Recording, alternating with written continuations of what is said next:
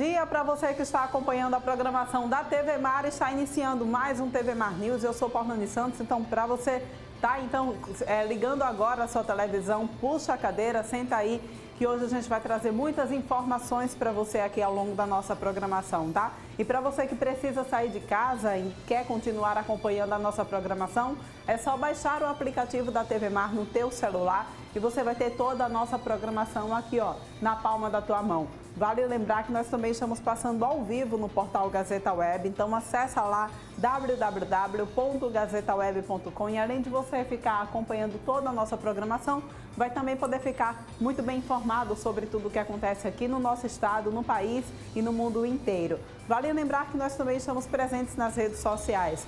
Então, acompanhe a gente, segue a gente lá no Instagram, também no Facebook e acompanhe o nosso canal lá no YouTube. Lá você vai poder ver e rever as nossas matérias, entrevistas e matérias especiais. E a gente inicia amanhã sempre lembrando que a gente precisa dar aquela passadinha lá na Gazeta Digital, tá certo? Vamos lá dar uma conferida na Gazeta Digital, o que rendeu matéria, o que rendeu manchete para amanhã de hoje. A gente confere então aqui, olha só. Alagoas tem metade de leitos de UTI para Covid-19 anunciados pelo governo. Bem longe do que o governador Renan Filho informou há um mês, Alagoas não tem 105, mas apenas 52 leitos de UTI disponíveis para tratamento de casos graves de coronavírus, insuficientes diante do risco iminente de um número de casos da doença disparar nas próximas semanas, informou a deputada Jó Pereira, do MDB. Seu colega Davi Maia, do DEM, também fez duras críticas ao governador. Ele não tem dito a verdade, faz demagogia e desinforma a população. Venda de ovos de Páscoa ainda não decolou. A procura dos ovos de Páscoa ainda é pequena nos supermercados de Maceió. A preferência até o momento tem sido por ovos artesanais, cuja venda vem crescendo graças à iniciativa de pequenos fabricantes de usar o delivery. Sobe para 34 o número de casos de coronavírus aqui no estado. Aqui em Alagoas tem sexta pior taxa de isolamento, 59% apenas da população está aderindo. Collor mobiliza governo para ajuda à bacia leiteira. Pandemia faz prefeituras suspenderem festa junina. Festa junina. Venda de gás de cozinha sobe para 15% na quarentena. E a Aliança Comercial estima prejuízo de cerca de 1,6 bilhão aqui em Maceió. Essas e outras informações, então, é só você acessar a Gazeta Digital e você vai ter todo aquele compromisso com a informação agora em um modelo digital, ok? E a gente vai diretamente agora para o vivo, porque Viderlan Araújo já está aqui pelas ruas de Maceió trazendo informações a respeito da demolição de alguns blocos lá do Jardim Acácia, lá na região do Pinheiro. Bom dia para você, Viderlan.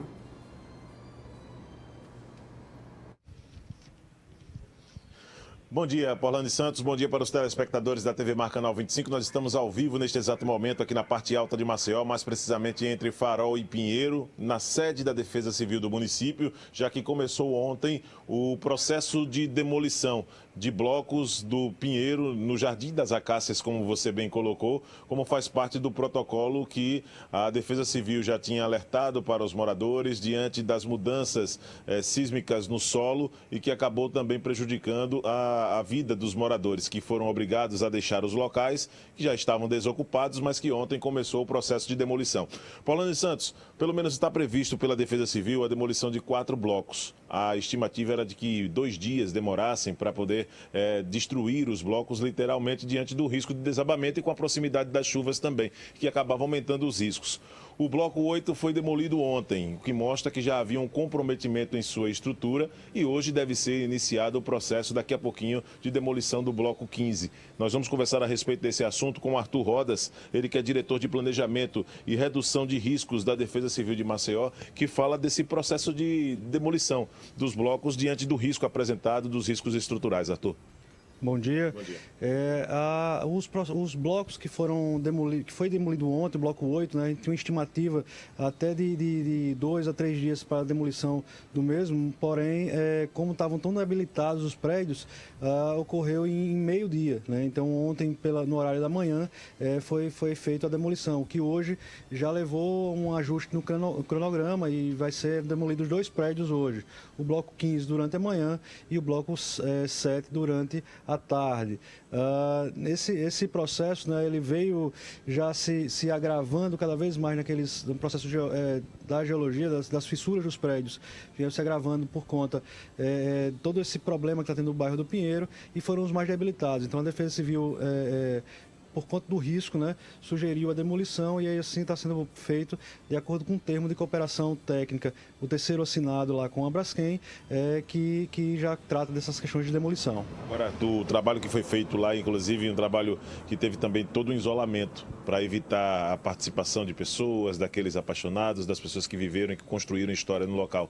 Ontem a Defesa Civil constatou algum tipo de problema a respeito de insatisfação por parte dos moradores, mostrando exatamente essa indignação por estar sendo obrigado e estar vendo aquele sonho que foi construído ali sendo demolido?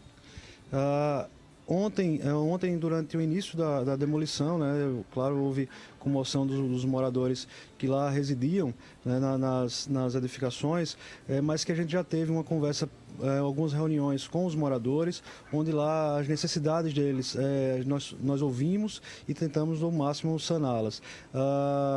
A questão, as questões de indenização, né, começaram a ser tratadas com a Braskem, né, quem faz o termo de acordo com a Braskem é o Ministério Público Federal, Estadual, a Defensorias Públicas da União e Estadual.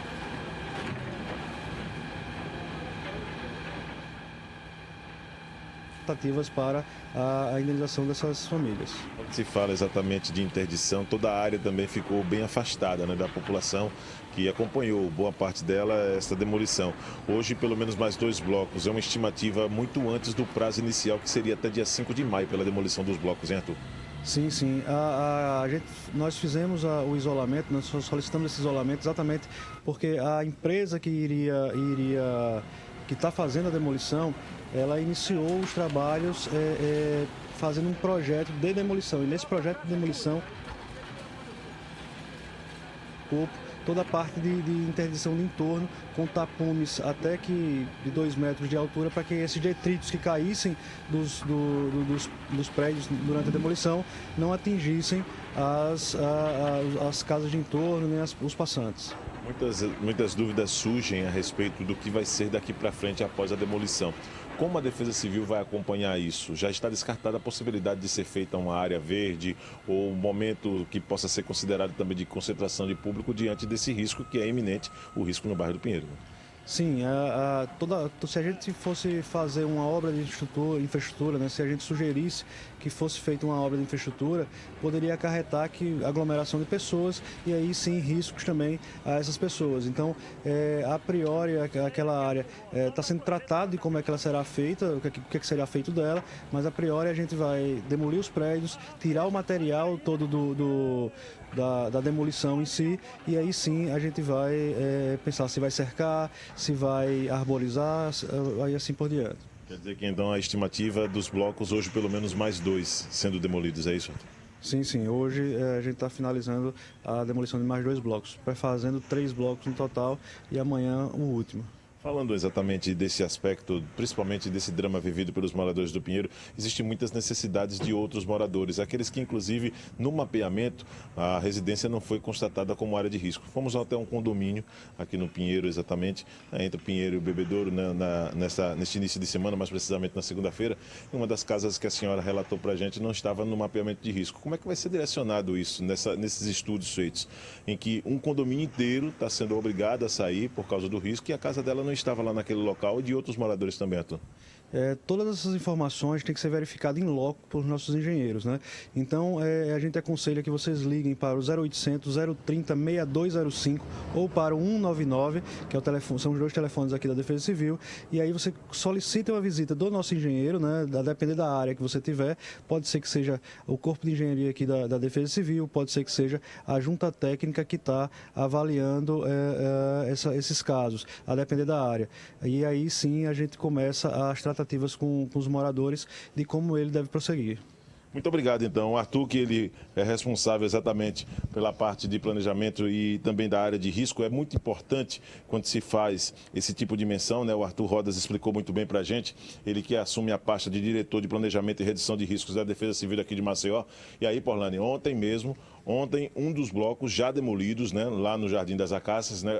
O bloco 8, daqui a pouco o bloco 15 também começa o procedimento, né? O processo de demolição. Existe todo um isolamento da área sendo feito, os vídeos já circulando, inclusive, nas redes sociais, e nós vamos continuar acompanhando o trabalho da Defesa Civil em cumprimento àquilo que está sendo estabelecido para evitar um risco maior para a sociedade. Está demolindo os prédios já condenados e aquela área continuará interditada sem a participação da sociedade após a demolição, até previamente um procedimento ser feito e ver o que vai ser colocado no futuro nesse local que já tem muitos sonhos, muitas famílias já construindo sua base durante ao longo dos anos e que ficará exatamente na lembrança. Eu estou ao lado do Márcio André e daqui a pouco eu volto, direto das ruas da capital alagoana, com mais informações ainda nesta edição do TV Mar News. É com você.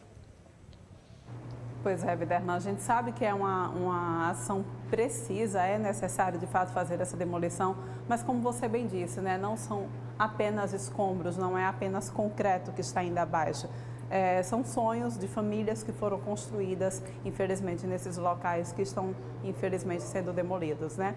Olha só, gente, para você que está aqui acompanhando a nossa programação, você precisa sair de casa, de repente ir ao supermercado, à farmácia ou mesmo ao trabalho, para quem ainda está trabalhando, sabe que existem certas regras, na realidade todo um protocolo a ser seguido ao retornar para casa, para que você possa se higienizar e higienizar também o seu ambiente, para a gente não ser contaminado com coronavírus. E a gente vai ver, a partir de agora, na matéria de Viderlan Araújo, quais são esses cuidados que nós devemos adotar no retorno à casa. Vamos conferir. Neste período de pandemia é fundamental a higienização dos alimentos, o cuidado nesta hora para poder não ser contaminado. Pelo menos é essa a preocupação da maioria da sociedade neste período de quarentena. E nós viemos saber, intuito inclusive de informação, para deixar o nosso telespectador ainda mais informado a respeito desses cuidados com os alimentos, com a infectologista, a Luciana Pacheco, ela que vai explicar para a gente. Existem várias dúvidas a respeito, Luciana, principalmente de como fazer a desinfecção correta ao chegarmos em casa. A começar pelas roupas. Falei em alimentos, mas inicialmente pelas roupas. Quando a gente chega da rua, quais são as recomendações? Muito obrigado por nos receber. Bom dia. Bom dia. Com relação às roupas, o ideal é que você mantenha uma roupa para sair de casa. Você não vai conseguir lavar sempre aquela roupa, todo dia fazer a mesma coisa. Então, que você mantenha aquela roupa separada para usar. Que você não coloque ela dentro do seu quarto, coloque ela num espaço onde ela não fique em contato com as nossas outras roupas, que ela fique num local que tenha sol, pelo menos 2 horas aí levando sol, então é o ideal. Se não for possível assim, então a roupa tem que ser lavada todo dia, diariamente. O ideal é que você coloque ela separada do restante da roupa que você tem na sua casa, e usa a lavagem normal, como se faz com sabão em pó, com água sanitária, se for uma roupa que não vai manchar. Então, as técnicas que a gente já usa sempre para lavagem de roupa sem muita novidade nisso. O importante é que tenha essa separação e que a gente evite entrar em casa com aquela roupa. Principalmente com as questões dos calçados também, né? Quando se fala de vestimenta, tem que acrescentar os calçados nesse ponto, não pode deixar fora, né, Luciano?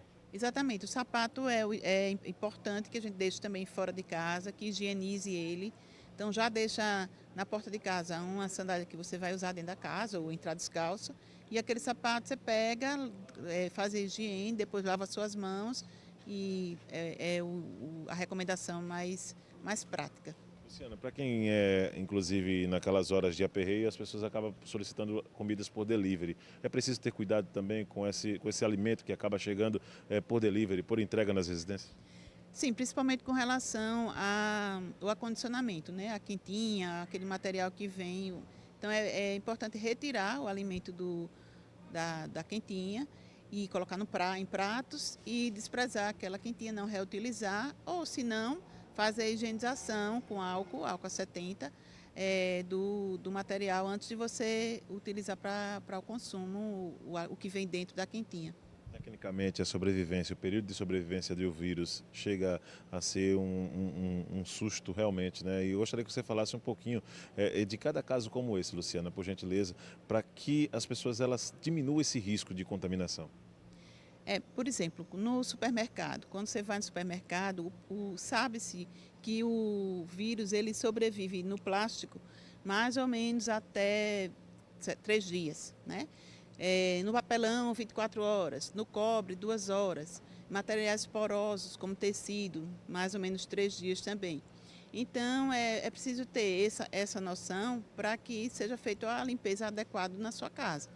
Então, por isso que a gente falou do tecido, como é um material poroso que o vírus pode permanecer por esse tempo, é preciso ter esses cuidados. Com relação a materiais plásticos, fazer a higienização com álcool 70, e é importante ressaltar que o álcool 70 ou qualquer sabão, ele consegue eliminar o vírus. É importante que a gente tire daquela superfície para que a gente não coloque a mão depois e se contamine.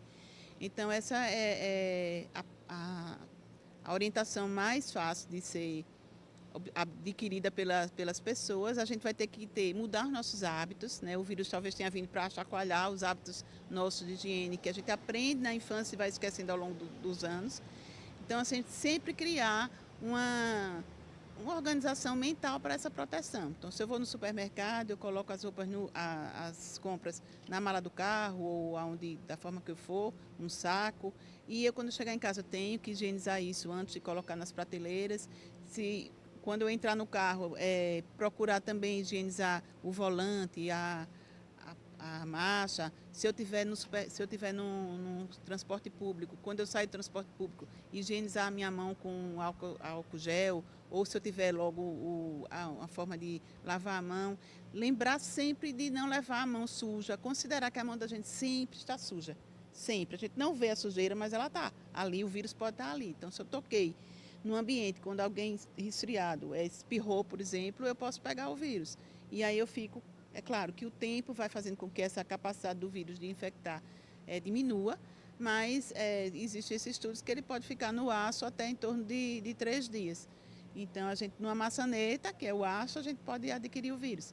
Então, a gente tem que ficar sempre se policiando para não colocar a mão no rosto, para não colocar a mão na boca e lavar as mãos, o material que a gente vai utilizar com muita frequência. Luciano, uma última colocação. Cuidados com as crianças. Como passar todas essas orientações para os filhos? Para aquelas crianças que nesse período de férias, diante do decreto estadual, as escolas elas não funcionam, só devem voltar no final do mês. Como educar as crianças ou monitorar as crianças de uma forma adequada para que elas não possam correr o risco? Não é muito fácil, porque a gente tem que deixar a criança, de preferência, dentro de casa mesmo. Então, se ela vai para o parquinho, se ela vai para o playground, se ela sai de casa de alguma forma para a praça, é um risco de contaminação, porque a criança ela não tem essa noção muito grande de higiene, porque são muito pequenos ainda e às vezes isso não entra na cabecinha delas como uma forma maior de proteção. É fácil uma brincar com a outra, colocar o brinquedo de uma na boca da outra, então é difícil. O ideal é que a criança fique em casa e aí aos poucos a gente vai com jogos, com explicações com relação à higiene pessoal, passando esses cuidados. Porque, no meu ponto de vista, a gente só vai conseguir eliminar mesmo a possibilidade de transmissão desse vírus com a vacina, que foi o caso da influenza. Então, a gente hoje, todo ano, a gente se vacina contra a influenza, deve se vacinar, porque todo ano existem vírus novos que são incluídos na vacina, então a gente não fica imune totalmente. Todo ano a gente tem que se vacinar. A mesma coisa com relação a esse corona. A gente acredita que esse coronavírus ele vai precisar ter uma vacina realmente para a proteção adequada. E a vacina, eu acredito que só no próximo ano. Nós conversamos então com a médica Luciana Pacheco, ela que é infectologista, trazendo dicas e informações importantes para esse período de pandemia. Muito obrigado, viu, Luciana, pelos esclarecimentos. Acredito que contribuiu bastante, sim, com o nosso telespectador, para os cuidados, para todos nós, né, de uma forma geral, os cuidados daqui para frente. Ela tocou num ponto que é muito importante, né? Fez reacender aquela chama da higienização que nós aprendemos desde a época de escola, essa questão do vírus, analisando, claro, por um ângulo diferente, diante de todo esse drama que o mundo vem vivendo diante dos casos de coronavírus. E aqui no Brasil, por exemplo, os casos que só crescem. Imagens de Márcio André, Viderlan Araújo, para a TV Mar, canal 25 na NET. Pois é, gente. Então ficam aí essas dicas, né? Anota aí. Vamos nos cuidar, vamos nos proteger. Antes da gente passar para o próximo bloco, a gente vai fazer aqui a atualização dos casos de coronavírus aqui no estado de Alagoas. Olha só, boletim Covid-19 para hoje, 8 de abril de 2020, foi divulgado pela Secretaria Estadual de Saúde. A gente tem 34 casos confirmados, 11 casos já recuperados, 295 casos suspeitos e 2 óbitos. Então fica aí a atualização sobre o boletim aqui no estado de Alagoas para você que está acompanhando a programação da TV Mar. A gente vai agora para um rápido intervalo, volta daqui a pouquinho com muito mais informações para você.